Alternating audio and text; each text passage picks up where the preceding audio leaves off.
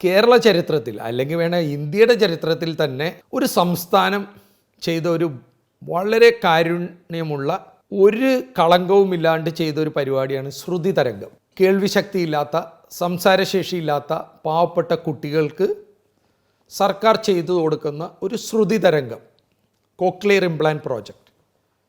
പക്ഷെ അത് ഇന്ന് അട്ടിമറിച്ചിരിക്കുന്നു. അതിൽ വേണ്ടാത്ത കാര്യങ്ങൾ നടക്കുന്നു. ഒരു CBI അന്വേഷണം ആവശ്യപ്പെട്ടുകൊണ്ടാണ് ഞാൻ ഇന്ന് പച്ചക്ക് പറയുന്നത്.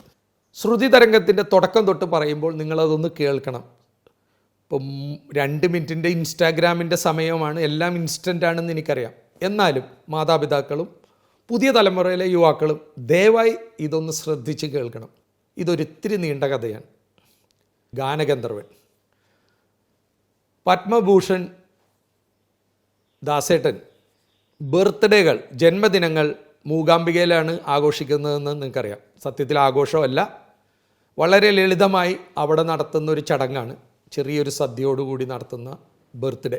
ദാസേട്ടൻ്റെ 70ാമത്തെ ബർത്ത്ഡേക്ക് ലയൺസിൻ്റെ കുറച്ച് ആൾക്കാർ, അതിൽ പ്രത്യേകിച്ചും ലയൺ റോയ് എന്നൊക്കെ പറയുന്ന റോയിയൊക്കെ വന്നിട്ട് പറഞ്ഞു, ദാസേട്ടൻ്റെ 70ാമത്തെ ബർത്ത്ഡേക്ക് നമുക്ക് എന്തെങ്കിലും ഒരു കാരുണ്യ പ്രവർത്തനം ചെയ്യണമെന്ന് പറഞ്ഞു. ദാസേട്ടൻ എന്നെ വിളിച്ചിട്ട് പറഞ്ഞു, എടാ ഇതെങ്ങനെയാണ് ഒന്ന് കേൾക്കൂ, എന്നിട്ടത് നമുക്ക് ചെയ്യാൻ പറ്റുമോ. ദാസേട്ടന് ആദ്യം എതിരായിരുന്നു. കാരണം കേരളത്തിൽ ചാരിറ്റി എന്ന് പറഞ്ഞാൽ കുറച്ച് അടിച്ചുമാറ്റലാണെന്ന് എല്ലാവർക്കും അറിയാം. അതുകൊണ്ട് വേണ്ടാത്ത കാര്യത്തിൽ പോയി ഇടപെടണ്ട എന്ന് വിചാരിച്ച് വേണ്ടെന്ന് പറഞ്ഞെങ്കിലും ദാസേട്ടനും ഞങ്ങളെല്ലാവരും കൂടി ഒരുമിച്ചിരുന്ന് ചില തീരുമാനങ്ങളെടുത്ത്. അതിലേറ്റവും പ്രധാനമാണ് ഹൃദയതാളത്തിൻ്റെ ദാസേട്ടൻ്റെ 70ാമത്തെ ബർത്ത്ഡേക്ക് 70 കുഞ്ഞുങ്ങൾക്ക് ശസ്ത്രക്രിയ ചെയ്തു കൊടുക്കുക, ഹാർട്ട് സർജറി ചെയ്തു കൊടുക്കാമെന്ന് വിചാരിച്ചു. അപ്പോൾ ഈ പൈസ സ്വീകരിക്കണതിലാണല്ലോ തട്ടിപ്പ്. അപ്പോഴാണ് ഞങ്ങൾ ആദ്യമായിട്ടൊരു പ്ലാൻ അല്ലെങ്കിൽ നടപ്പാക്കിയത് കേരളത്തിൽ. ഡോണർ ടു ബെനിഫിഷ്യറി, ആര് പൈസ കൊടുക്കുന്നോ അത് അർഹതപ്പെട്ടവൻ്റെ കയ്യിൽ എത്തണം. അതിനെന്ത് ചെയ്യാൻ പറ്റും?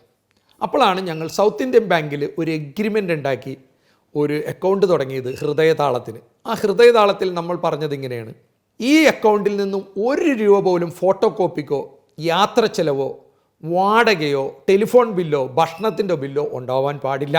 ഇതിൽ കിട്ടുന്ന 100% പൈസയും ആശുപത്രികളിൽ രോഗികളുടെ പേരിൽ ചെക്ക് പോകാനേ പാടുള്ളൂ.